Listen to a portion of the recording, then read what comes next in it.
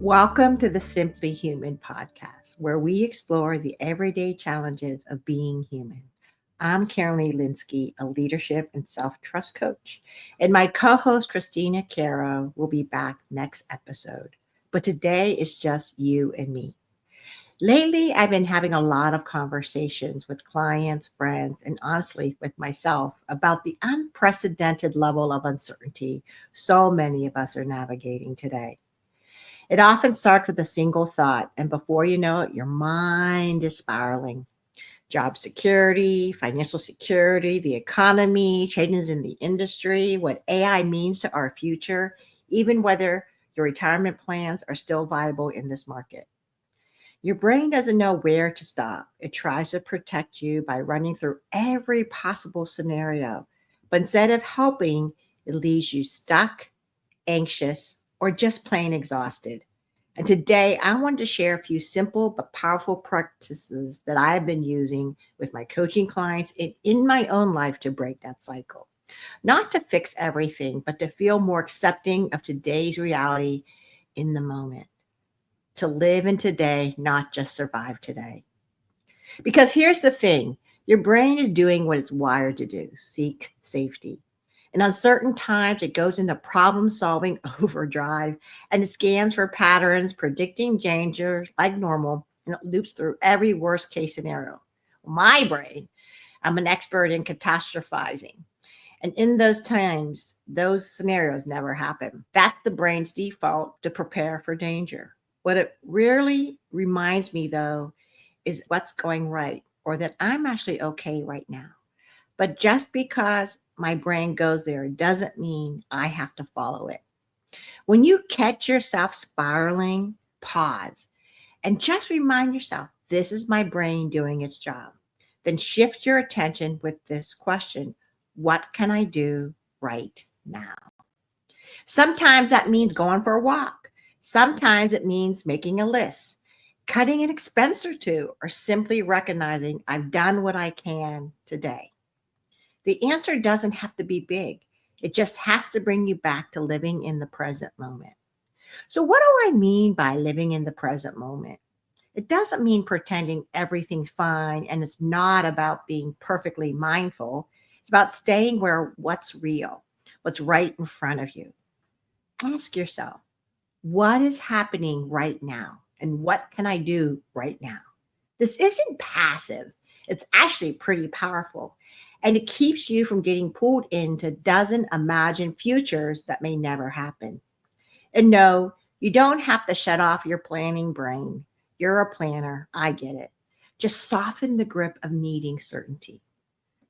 But there's a balance, a light outline, not a detailed script, and then let it go. Because the truth is, you won't figure it all out in advance with this level of uncertainty. And you don't need to. You just need to see the next set of steps and trust that when the time comes, you'll know what to do. That's the shift, focusing on what I can do right now. Another practice I use often is what I call in my control checklist. Just grab a piece of paper and make two columns: things I can influence and things I cannot influence. And you can't control the stock market, as you know, or corporate decisions, the impact AI, the government decisions, but you can't update your resume. You can call someone in your network. You can reduce a set of expenses today that will give you breathing room for tomorrow. Again, it's about shifting your focus to what's within your control. That's where your power lies. And it's usually more than you might think. Now, again, when you feel frozen, I spoke earlier about that question, that simple question: what can I do right now? It's been a lifetime for many of my coaching clients and myself. Some are facing layoffs and they shut down. They're frozen, questioning everything, holding their breath, bracing for what might happen next. I've been there too. And the truth is, those decisions are often already made and they're out of your hands. But when you shut down, you stop showing up as your best self. And that's what this question helps prevent. It pulls you out of the fear and back into action. It doesn't require you to fix everything, just to reconnect with what's possible. Over time, it will become a habit. You'll start to notice that when fear shows up, this question shows up too. It's been happening for me. And on the days that you forget as you build this habit, that's okay. Because the people around you could remind you, like my husband did, until I remembered it for myself again.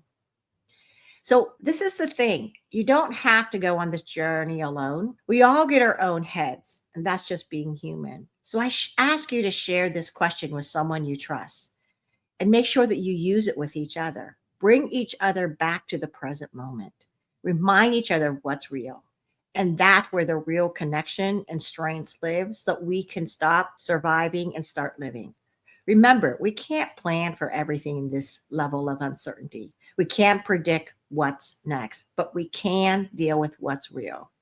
We can also understand what's in our control, and we can plan enough to calm our minds, and we can pause and ask, what can I do right now? And trust, when the next decision comes, you'll be ready for it. You're simply human, doing your best uncertain times. And that's more than enough. If this message resonated with you, please hit the like button, subscribe, and share with someone who could use a little calm and clarity. It helps the algorithm, and more importantly, it helps us keep bringing you the content that matters. We love to hear from you. Share your experience using these practices in the comments or email us at simplyhuman.connect@gmail.com. Until next time, stay curious, stay kind. And Christina will be back next episode. See you in 2 weeks. Bye, y'all.